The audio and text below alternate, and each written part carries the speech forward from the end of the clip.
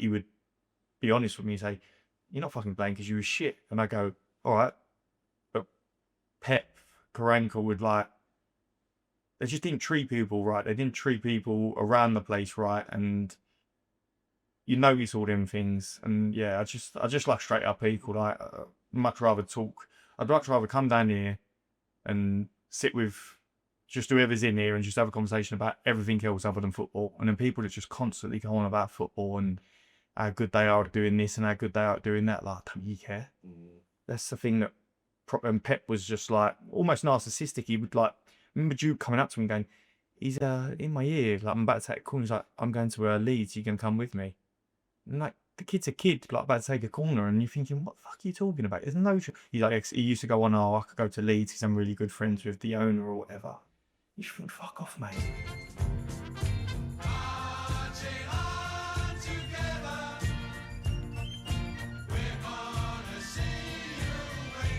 We're here at the Royal George, a little bit different. Mm-hmm. Pints, get used to it. But welcome, Harlee Dean. No, nice to meet you both. Nice to meet you. Thank you for your time today, mate. No worries.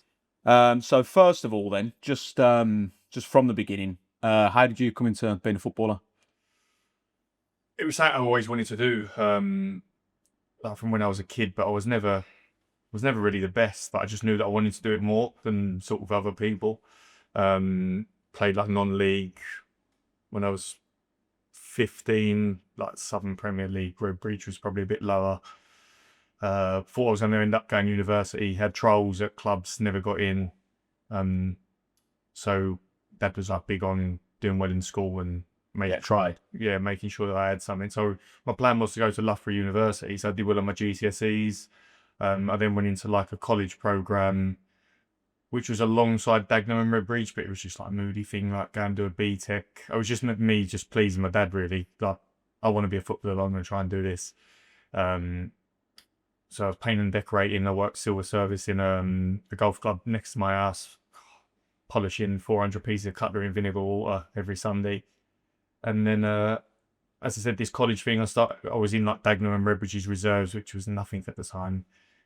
Started playing non-league football. And then Dagenham and Redbridge first team asked me to train with them at 16. End up signing there for a year on 100 quid a week. Thought I'd cracked it. Couldn't even cover my car insurance when I turned 17. Went on loan again loads of times. Thurrock, Braintree, Bishop Stortford. Loved it. Loved men's football. Loved just it actually meaning something. Funny story. I remember being on the coach back from a game for Redbridge, and they're all lining up on the back of the bus, and I'm a kid like, what is going on here? And they're having a few beers, and we'd lost, but just sniffing this, sniffing that. The captain grabbed me and he went, if you ever fuck about like that on the edge of the box again, I'll punch you straight in the face. And I was like, what? And he was like, you just cost me my mortgage money today. And I was thinking, fuck, this is serious now, isn't it? It's people's bills. And then I remember that moment, just maybe changed my whole, I was just going on pissing about and having a laugh. And that just sort of changed my whole approach to it. Is that because of the win bonuses? Yeah. Well, it obviously cost them money in terms of win bonus or clean sheet bonus or whatever. And the funny thing is, he scared the life out of me, but I didn't drive at the time. So he was then the one who sort of took me under his wing and picked me up from training or where at the train station and would drop me home and stuff like that. So yeah, just one of them moments that you just look back on and go, that was probably a part of growing up and yeah, exactly. And why I got to where I got to. Do you find that doing all that early kind of was an advantage for you once you did make it professional, getting your stripes? Yeah, I think it gave me the hunger. I had friends who were played for West Ham and Orient and all these local clubs, and then they all eventually fell off, and I managed to come through. I was obviously a late developer, so I think that plays a big part in football at that age. But when I actually first, so Dagenham Redbridge not too much because that wasn't really technical, but when Southampton signed me from Dagenham, I was miles ahead physically in terms of my work rate. I was centre midfielder at the time and my strength and stuff, but technically I was so far behind. So I remember a fellow called Martin Under, he was the coach at the time, and he would just put a box, a little cut, and he would just smash balls with me, just working on my touch. And that was it every day after training. We just kept doing that. And then the understanding of the game. And at Southampton, the level went up a little bit, and I realised that centre midfield was probably going to be a bit too hard for me there. I think Martin realised it, put me back to centre back. Played a reserve game against, can't remember who, but Mark Warburton was there watching, who was the sporting director of Brentford at the time, and said, can we take him on loan? And then rest is history. Ended up signing on loan for Brentford.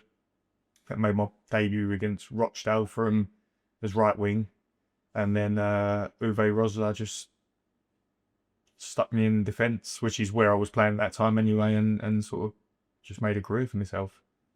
So yeah, there's a lot of luck involved. Les Reed again was a big part of it. You remember him, the shortest term manager. So he was, when I went on loan to Bishop Stortford, he was something to do with the club there. He weren't the manager, but he was something above, and he always kept an eye on me and talked to me and stuff like that. And he's the one who got me to Southampton, told me not to sign a new contract at Dagenham, and that was how it worked. So there's a lot of luck involved, but I think you make your own luck with our hard work as well.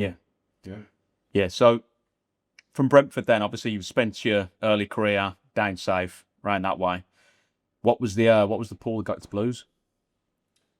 So I was obviously done really well at Brentford, was club captain, playing loads of games, and we'd gone through sort of a period where we'd just achieved.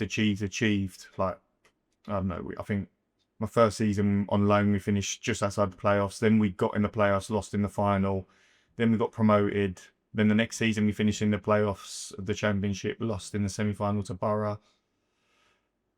Then the next season, again, we was in and around it. I think 7th, 8th, 9th, we finished around that. But then it had a bit of a drop-off, and it was like, when are we really going to get to the Prem? That was all they ever said, like, we're going to get to the Prem. There's a new stadium coming. I thought, I was 25 at the time. Like, I felt like I was good enough. I felt like I could get there. They'd offered me a new contract, and I said that I wanted to sort of explore other options. And as soon as you say that, Brentford, like, you can see it now. You've got your price, and as soon as someone hits that price, you've gone. So what was that? So that was 2 million to Blues, wasn't it? Yeah, Is that right? I think it was 2 point something like that. And funny enough, I had them, Sheffield United. Who else? There's a few clubs interested. I can't remember right specifically. And Sheffield United, I was like, nah, it's a bit of a backset because they'd just come up to the Champions League one. They also went back to back. He went to Fred. So it was a cracking decision. And then I looked at Birmingham. Harry Redknapp was a manager. I'm a West Ham fan. Like, I went to Upton Park. I was a season ticket holder watching him manage. So playing for him was like big for me. And then I just looked at all the players they were signing and all the players that had already signed and thought, well, surely like they're giving it a go. Like they're going for it. Like, it's a massive club. And then I arrived and it was like, Jesus Christ, it's nowhere near like what Brentford is in terms of the infrastructure around it. And I don't even think until the Americans have come in now that infrastructure had changed really. No, which is some down. Which is the scary thing. How does it work? Just from a layman's point of view, it's like a reverse interview, isn't it? So do you go and meet with Harry Redknapp and he tries to say the dream, this is what we're doing, or how does it work? So originally I met a fella called Darren Dean. Would you know David Dean's son? Yeah. He was Birmingham's agent for this transfer window, I think. So when I met him in the Landmark Hotel in London with my agent, and he sort of said, look, we know how much it's going to cost. This is what we can offer you. Does that all work? And I was like, yeah, no problem. And then as soon as you deal with him, I remember the first time I met Harry was when I drove up for the medical, and had a conversation with him. He was talking to my agent, like my agent was a player, and I was sitting there as the agent. I'm pretty sure he didn't know it was me. I said this before, but he was like talking to it, going, cracking, need a big centre half, like come and edit and play a little bit. And we've got a big man in the 10 and short you to it. And he's looking at him, and I'm thinking, so I was like, yeah. I wouldn't mind with the agent's like 5'4" left back. And I come out of there, I went, Scott, like, do you think he was talking to you there? He was like, nah, like, he gave me the, and then about 3 weeks later, and he was definitely talking to me, by the way. So he didn't have a clue who I was. You saw on your shore motor centre at the time, obviously. Sorry? That would be just in a line outside the office, and then, like, was just, just at the time, he was like, the available. But I was sitting in there, and I don't know what happened. Oh, no, so it was the next day. So I don't think I signed deadline day. I signed the day before deadline day. then the next day we went in for training. It just so happened that my father-in-law knows a fella down south who Harry's really close with. So in the meantime of me signing, he's had the conversation with him, then got back to him. So Harry's come up to me and, I didn't realise you knew Jimmy Tibbs, and put his arm around me, and we're talking on the way back from training. But it was one of them where he put his arm around me, but like I couldn't move because he's shorter than me. So I'm just like walking in with him like this. In a headlock. Yeah. And he's like, is there anyone else from Brentford we should go for? Like, because he obviously didn't know. And I was like, but he knew we was a good team. And me, Max and Jota had played that right side for like probably 2 years together. I think Jota a little bit, no, Max a little bit more, Jota a little bit less. But we just knew each other's game. But we knew Brentford's game with each other, which was completely different to Birmingham's, which is what we didn't take into account. And I was like, yeah, them two, if you can get them two, you've probably got the best right back in the league. And in my opinion, you've probably got the best winger in the league at that time. And he was like, all right. And then next thing you know, Max has run me. And then Jota was on his way up to Middlesbrough to sign for Gary Monk. And then Birmingham come in, and then he was there. And that was it. So, so we've got you to thank for Max and Colin and Jota. Yeah. I mean, vaguely for Max, because Max was proper. Jota was a top player, but he just didn't produce. He just didn't produce in Birmingham. But the football we played didn't really hold him. No, you saw it flashes, didn't you? But you saw that he had it, but like you say, it was a completely different style. Yeah, it was a shame we got, because I knew how good he was. I'd seen him do things when we was at Brentford that only a Spanish player would do. Do you know what I mean? And it just never really happened for it. So what were your first thoughts when you walked in? And I know it's funny also about how bad the training ground and stuff was. So yeah, do you know what? When I first signed, it was rose-tinted glasses. I was just happy to be there and whatever. But the big thing I noticed was the what's the word? The friction in the dressing room. Like there was different groups, and at Brentford we'd never had that because we was all the same age, same situation, wanted the same thing, all on around the same money. Like that was what Brentford did really well in terms of keeping it similar, so that they won't get, oh, he's on this and he's on Alf, he's on this for, do you know what I mean? Whereas when you went to Birmingham, you obviously had a load of the older players that were in there previously until Harry come in and started throwing money about, and then that made a bit of a fraction in the group, and that was the biggest thing that I noticed. And it was just hard because I'm like I'll go around to all groups. I'm a social comedian, so I'll try and get involved with everyone and get everyone together, but it was just almost impossible to do. And when you ain't got a dressing room that's sort of fighting for each other, it's a big deal. And that was then showing with that first season and sort of the results and stuff like that. Well, it was the whole check and die story, wasn't it? That I think he's gone record, Harry, and said it was the wrong player but he was on, what was it, just about a week? I think it was better. So if it was saying like that. But then, like you say, you've got the older players who are like, well, we've been doing this and we're getting small increments season on season, and were the stalwarts. I'd see him then, you're like. And to be fair with Czech, lovely bloke, like the maddest DJ I've ever met in football, but he was on that much money, so you can understand, because we'd all go, like, he's fucking useless. He was useless, but so like if he's got the wrong player, like, I mean, that's just he thought he was signing his agent. Probably like your thing. Yeah, probably. But honestly, he worked his nuts off. Like he'd be this geezer where we were in training and the manager's talking, doing a chat or something, and Czech's like there skipping on the sides, like one he's doing, or doing press ups on the floor, just because he always wanted to keep working and stuff. He's just mad. So Someone rolling my ball. Yeah, rolling my ball. He's just kicking straight out of play, but like lovely bloke, like really nice bloke. But yeah, 'cause there was 9 signings, weren't there, that summer? So obviously Harry came in, saved us to a point, kept us up, and then it was let him spend his money. We've made the signings, and then what was it? 7, 8, 9 games in, then he's going then, isn't he? Yeah. Well, I think I only had a week with him. I think I had debut Norwich away, Leeds away, Preston at home. Norwich away, we lost 2-1, but it was a tough game. We played really well. Leeds away, I think they might have drawn. And then we lost to Preston at home, and then he was done. And I was like, no, been here 10 days and he's gone.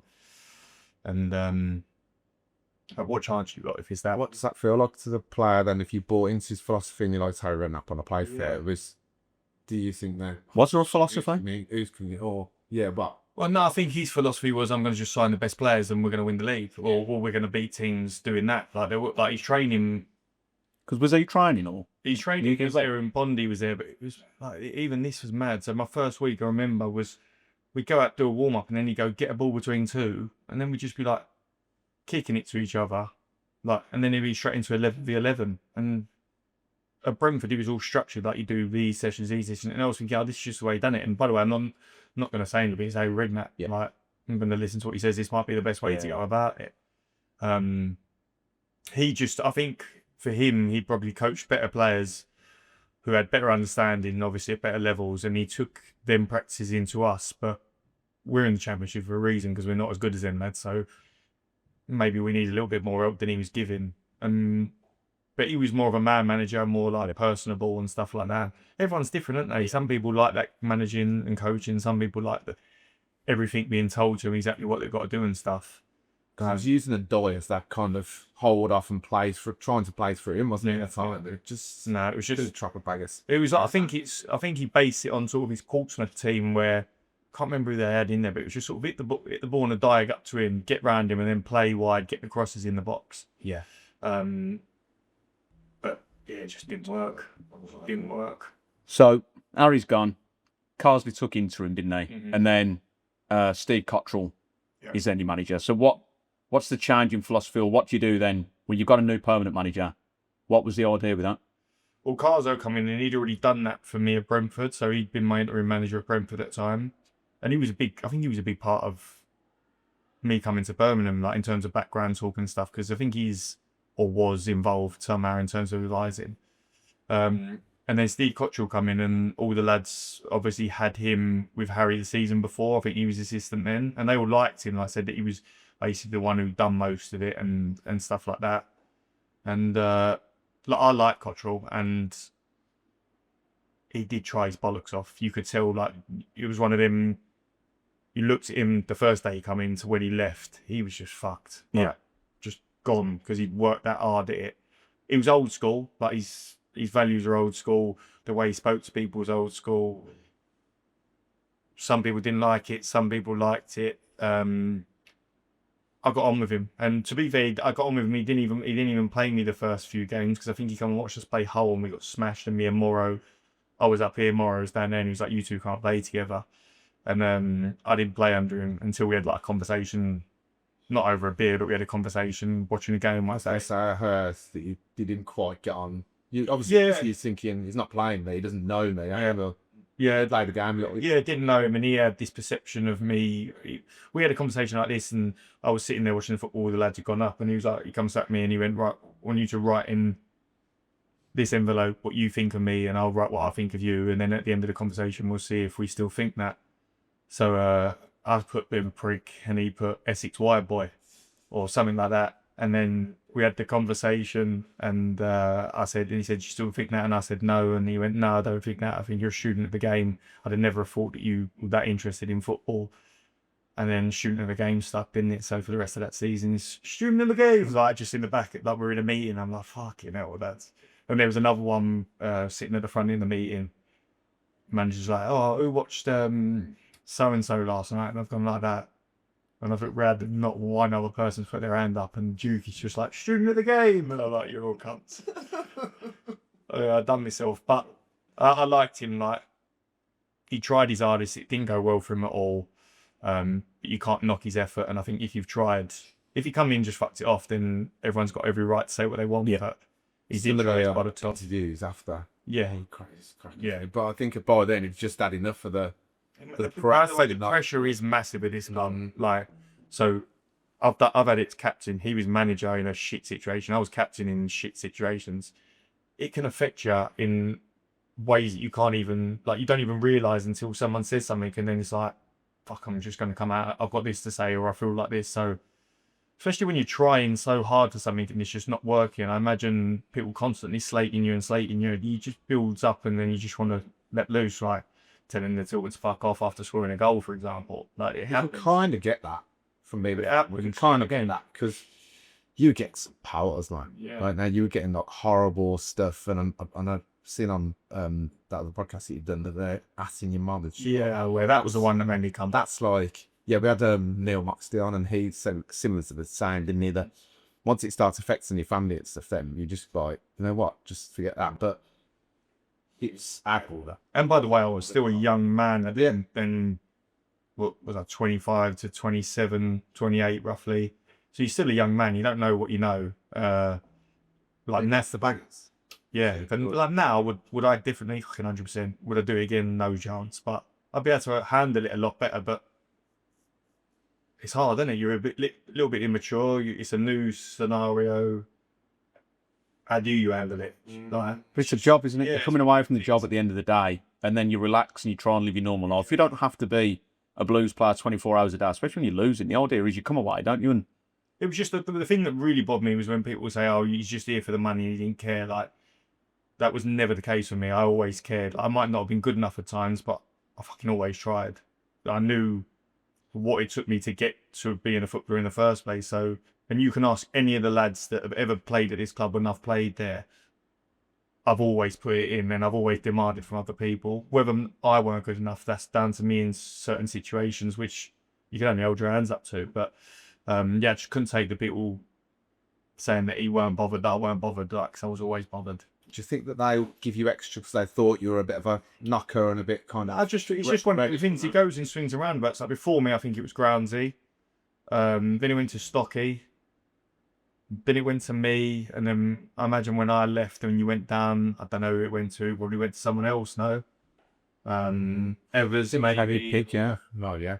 Because the frustration was with the owners at the time. Yeah, So yeah. then you're getting that secondary. But that's what I'm West Ham fan now, and I'm watching him, and because I've been there and done it. I'm not going, fucking look at him, he's shit, or he's not trying, whatever. I know that you take the whole situation and environment into account and go, but they've had a new manager, now they've got another manager, they've brought these players in, probably not good enough. Owners are doing this, probably not giving the investment. And you can understand it a little bit more, but that's my privilege of being a player. Life experience. Yeah, like fans, be sitting there. My dad goes, I sit and watch it, and he goes, "Oh, what's he doing there?" It fucking does my head in. I'm like, I don't know what you're talking about. Yeah. I'm like, you might have your opinion, but you're so far off it. He's like, I should have just done that, and I'm like, yeah, you should have just done that. But Do you do his head in as well then, though? yeah, no, I just sit and swallow it. And my brother's like, won't watch football with him and stuff like that. So, It's a tough time down there at the minute, though, isn't it? It's no coincidence the owners have left a footprint from here previously as well. But How do you deal with it mentally? And I know mental health's a buzzword at the moment, but as a young man with that pressure, how's your mental? I didn't realise that it actually affected anything until I went to Sheffield Wednesday on loan. And then I got there and I was like, this is what it was like. Like, our dressing room with Blues was good because me, Dukey, Robbo, Digger, Keith, Granzy while he was there, I said Morrow and I, Yeah. Max, Evers, like, there was a big group of us. Che Adams when he was there, like we were the ones that when anyone come in, we brought them in and like we let them know what the standard was. They might have been better players than this individually, but we knew that eventually the pressure of that place would get to them, and this is what you got to do to get out of it. But then when I went to Wednesday, Darren Moore, top manager, they was obviously League One, but aiming to get promoted, so it was feel-good factor around the place, which is massive. It makes a massive difference. Like you look at Blues last year, they could have pissed that league, like turning up on a Friday, training and playing on Saturday with the squad they had. But as soon as you get that winning role and the environment's good and everyone's buzzing to be there, you're happy to go into work and stuff. And all right, it weren't the best situation above, but I just loved it, and it made me just fall back in love with football. It reminded me of Brentford, like just being successful. That's all you want when you play in football. Is just to have a bit of success, or at least aim for success. No one wants to be celebrating staying up on the last day of the season. As relieving as that is, that's not season on season, then it's Yeah. when it's a trend, then that's not really success. Yeah. And we all knew that. All we would celebrate or is relief, because no one wants to get relegated. Never wanted that on my CV, and luckily it was never on my CV. Like, unfortunately, it happened the year after, but as I said, I think there was a reason for that, because a lot of the lads that I mentioned weren't there that season. So just to dial it back again into the various managers for a moment. So we go Monk, Clotet. Around that time, there was a young lad coming through midfield, weren't there? 16-year-old kid Yeah. coming on, pulling up trees. What was that like watching Bellingham? come from. I've said it before. You had him on your day. You had him on your team in training. You won day in day out. The best player in training. Attitude top, mindset top, and was just good. And the funny thing is, he made his debut against Stoke, mate, scored that goal, didn't he? But he come on real early for someone who got injured. And I remember like, the game was tough at the time. And I remember looking over and I can't remember whether Digger was in front of me or someone like that. And I remember going, God, it's not what we need right now. Like, we don't need that. And then he just fucking went bang. And it just shows you, doesn't it, when someone sees something in some kid, just go and let him fly. And he did that season really for a 16-year-old in the Championship. It looks like it wasn't even just build, was it? But he played like a man, didn't he? And do you find now, like you were talking about the media and the way the witch hunt, how do you see it now with how they've turned even the national press? He was injured and he's come back last night, hasn't he? Played in El Clasico, scored, assisted. But how quickly the English press have turned and tried to make him, is he all this? And then digging out his mum and dad. Yeah. But that's when you're the tallest tree, people are going to come for you, aren't they? I can't remember what the saying is, but he's Jude Bellingham. He's 20. What I think I read, he's the first player under 22 to get a goal and assist in El Clasico yesterday. Like, he's playing for Real Madrid. He's probably the biggest name in the world in terms of football. Like, I reckon him, Vinny Jr. and Mbappe right now. I know you've got Ronaldo and Messi, but you're 22 years old playing for Real Madrid. Like, people are going to say stuff about you, and he probably don't give two fucks. But it's just, that's what we do in England. We try and knock people down and make them feel worse about themselves, even though he's had a shoulder injury. He's not been fit. Of course, England are not going to pick him. Why would you? Like, let him rest, let him recover, let him get back up to speed with Real Madrid. And then, by the way, we're not playing like games that we need to win. Latvia and fucking someone else. Like, we should beat them with the 21s, in all honesty. So I'm sure he's not bothered about it. But again, then when it then comes to bringing up the family and stuff like that, that's where there's a line. Oh yeah, it's bang out of order. So like what Harry feels bad at, like that's up to him to feel in it. But I would imagine that he wouldn't do many interviews for whoever's done that to him or said that or brought that up. Because there's no need, is it? Did you foresee that he was going to turn into an absolute colossal lad? Or I remember saying, so one of my best mates, Adam Forshaw, he plays for Blackburn now, and he plays centre midfield. And I think Ad's played against him, and I'd already spoke to Ad about him, saying like he's going to be a top player. And we messaged afterwards, or whatever, and he was like, I didn't really see it from that Jude today. I was like, yeah, but he's playing for us. Like, and he was playing all over, wasn't he? He was left midfield, he was centre midfield, he was right midfield, just filling in, wasn't he? I was like, we're not helping him, he's helping us. So that shows how good the kid is. Like, we're not really playing football or nothing, or we was doing whatever we was doing.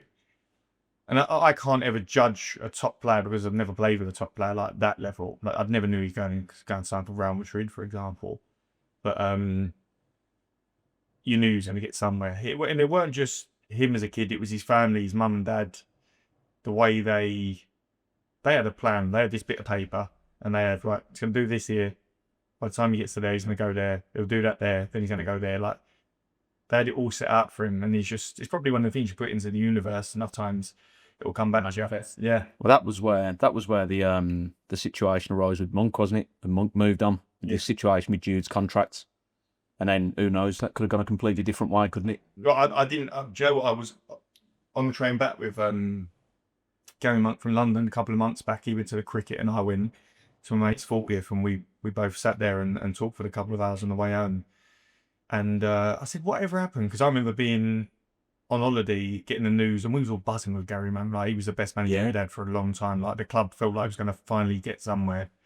And he was like, yeah, it was, I can't remember what he said, but he never told me the ins and outs. He said it was something to do with Dong and Jude and something like that. But Gary would never have not played him if he was good enough. And the kid was good enough. So it just seemed like you cut your nose off to spite your face from the club above. Dong probably didn't like that Gary was standing up to him, and that was it. And then Pep done him over and took his mate's job. Like, simple as that. that's the padron, isn't it? Yeah. So how was that then? How was that then when Gary goes and Pep is then magically the manager? Because I know he does interviews, doesn't he? He takes a lot of credit for Jude, which obviously should, because he brought him through. And he did get that chance under him. But how'd you in the changing rooms go, oh, okay, now you're the manager? Well, our always with Gary Monk, weren't they? Like, no one really liked what had happened. And the club, in all honesty, buttered us up with new contracts to take it. The transition. Yeah, to take it.